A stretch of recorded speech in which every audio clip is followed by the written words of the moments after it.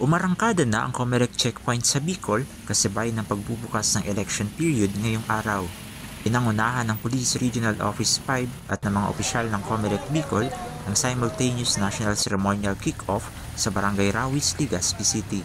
Simula alas 12 ng hating gabi, inilunsad na ang mga checkpoint sa iba't ibang bahagi ng rehiyon.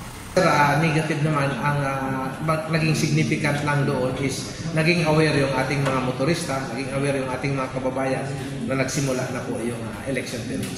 Ipapairal ang plain view doctrine sa mga checkpoint kung saan bawal pababain ang mga pasahero sa sasakyan, bawal buksan ang mga truck at dapat well lighted ang lugar. Dagdag pa rito, dapat may kasamang COMELEC representative ang bawat checkpoint. Meron din bago na bagay dyan, sir, na pwedeng mag-video yung mga kababayan natin sa mga autoridad, pwede rin silang videohan. So, symbiotic po yun. Patuloy namang binabantayan ng seguridad sa mga lugar na idineklara ng COMELEC na nasa ilalim ng red category tulad ng Baleno, Masbate at Masbate City. Layunin din itong maiwasan ng anumang banta kagaya ng posibleng atake ng rebeldeng grupo. Just like yung sa summer areas na during elections, yung mga CTGs nagko-convert sila sa private armed group. So, so far sa ngayon walang active na pag sa area ng Masbate po. Bukod sa COMELEC checkpoint, maglulunsad din ng PNP Bicol ng Oplan Sita upang lalong paigtingin ang pagbabantay sa rehiyon.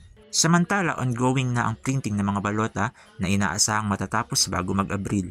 Ayon sa COMELEC Bicol, sisiguraduhin ang tamang oras ng pag-deploy ng mga automated counting machines upang maiwasan ang anumang security concerns. As to all na gagamitin namin ongoing na.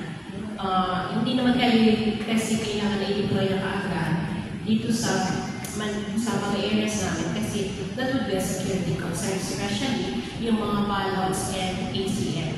The ballots and ACM will be deployed to us by 2 weeks before the election. Patuloy raw natututukan ng PNP at COMELEC ang mga hakbang para sa ligtas at maayos na halalan sa kabikulan. Jeric Lopez para sa Bicol.ph.